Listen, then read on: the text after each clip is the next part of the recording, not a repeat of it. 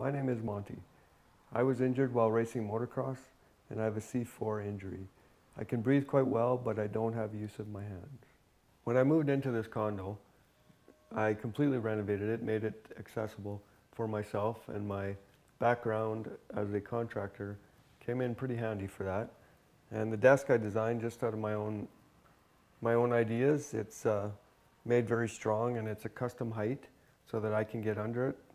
It's exact height for typing, so that it's comfortable with a mouse stick. Dialing the phone, using the mouse,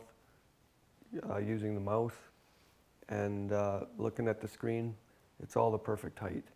And it's made strong out of laminated 2x4s. I had a carpenter that was a very good friend of mine build it for me, and he did an awesome job, and it worked so perfect. I was fortunate enough to be a finishing carpenter in my last life, so I came up with this idea, and it works pretty good. If you'll notice, I have a popcorn bowl there. I can go up to it whenever I want to and have a snack or a drink of water, just like this.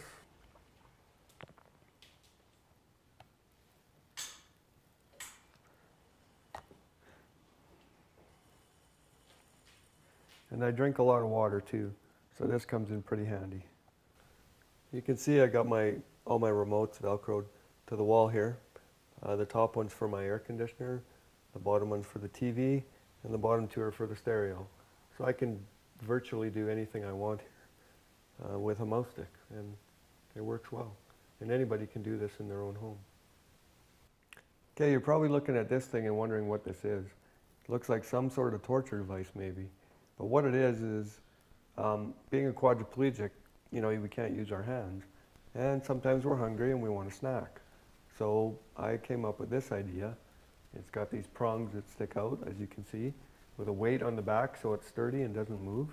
And whenever I want, I can just go up to it with my chair, just like this.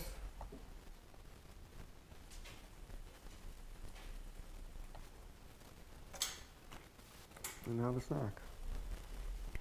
And if you see on this box right here, I've got all these toggle switches. This switch right here opens my front door.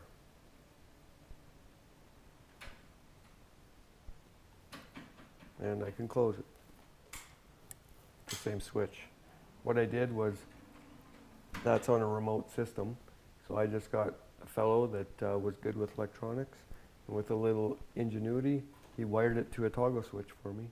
And I have the same switch on the other side here that opens my van door. And I prefer to use a chin control for my chair. I know a lot of people elect to use the head control, but I find with the chin control I have way more maneuverability. I can move in and out of tight spaces a lot faster than I could with a head control. It makes sense because your field of vision is where you're looking and you're moving forward, so you're pushing forward. It just makes more sense to me. Maybe that comes from racing motocross, I'm not sure. So here we are in my bedroom, and as you can see I have my iPhone on this apparatus that I made from some pieces that were just from IKEA actually. It was a light that I cut up and cut the base off, drilled a hole in the headboard, and wrapped some Velcro around it, and the phone sticks to it just like that. So being a quadriplegic, once I'm in bed, I can't really get out of bed. So if an emergency ever arose, I would need to contact somebody. So having Siri with voice recognition aids me to do that. Have you ever had to use it? No. I've never needed to use it. And it's all part of, I have a website called Barrier Free Solutions where I help other people do stuff like this, and I help them with their homes and figuring out how to do their bathrooms and to make their homes accessible.